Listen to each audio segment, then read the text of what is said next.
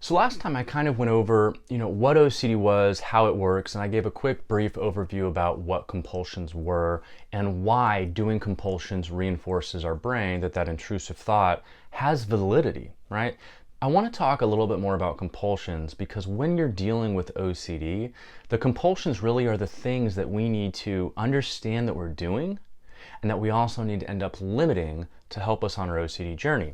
So I work with people quite a bit. We'll have our phone consultations, and oftentimes people will not even understand that they're doing a compulsion. So that's why it's very, very important that we take a good look at and we truly understand what's going on. So how do we do that? Well, the first thing that we do is, or the first thing that I did when I was going through therapy that I would recommend you looking into, and again, this isn't medical advice, this is just my own journey, is creating like a thought log or a journal, okay? So what you do is you write down, okay, you get triggered. So what triggered you? And then what did you do after you were triggered? This doing is most likely going to be the compulsion. But it's important that it's not just what you do physically, it's what you also do mentally, right? So last time we used the example of harm OCD. Let's just keep that theme going just to kind of stay on the same wavelength, right? So you have a trigger, you're watching a movie, something happens, a thought just pops in your mind, which triggers that feeling of doom. And then, you can't go ask someone because you're all by yourself, but you analyze in your head, why would I have this thought? What's going on? How come I'm having this intrusive thought about hurting other people?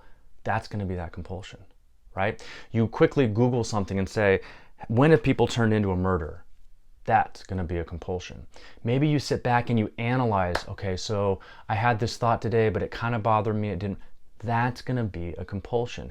It's the things that you're doing physically or mentally to rationalize and make yourself feel better when you're going through an OCD spin. Now, that doesn't mean that we can never think or analyze things. We're thinking beings, right? We need to think and analyze things. But in the context of OCD, when there's fear attached to it, when there's anxiety attached to it, when there's this doom attached to it, that's what we're speaking about, right? So when you're going through whatever your themes are, and we'll go through a lot more themes here on this channel, every theme has multiple compulsions, but there's some sneaky compulsions. So I do kind of want to talk about a few. One of them is, there's obvious ones, right? Googling, reading a bunch of different books, talking to people to get reassurance. Okay, reassurance is huge, but there's some sneaky ones. Okay, and I was talking with someone today about that. There's some real sneaky ones. One would be you go to somebody like my wife and you don't ask for reassurance, but you talk about the theme because you want to maybe not get a reaction out of somebody, because that non-reaction reinforces and gives you reassurance that what you're going through, you're really not crazy, right? So you might go to a loved one that knows not to talk about OCD and you say, listen, I'd like to talk about this, but don't give me any reassurance, okay? Isn't this funny? I had this thought today, and this is how isn't that just interesting? Because then someone says, oh, okay, good. You didn't entertain that thought. That's reassurance from that person because you got what you wanted from them. They took away emphasis from that thought. They laughed at it, right? So there's hidden ways of getting reassurance where you may be talking about the theme.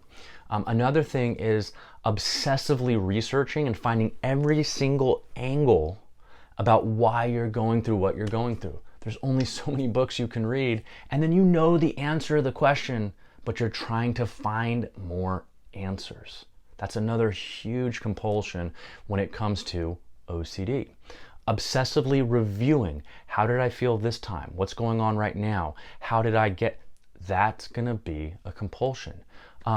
Distraction, which I will go over in a little bit of a deeper video because that needs to have its own episode, but distraction versus staying busy. So you need to give yourself projects, right? If you work, go to work. If you work out, go work out. But when you start getting into this OCD cycle and spin, oh my gosh, I got to distract myself. I have to go do X, Y, and Z.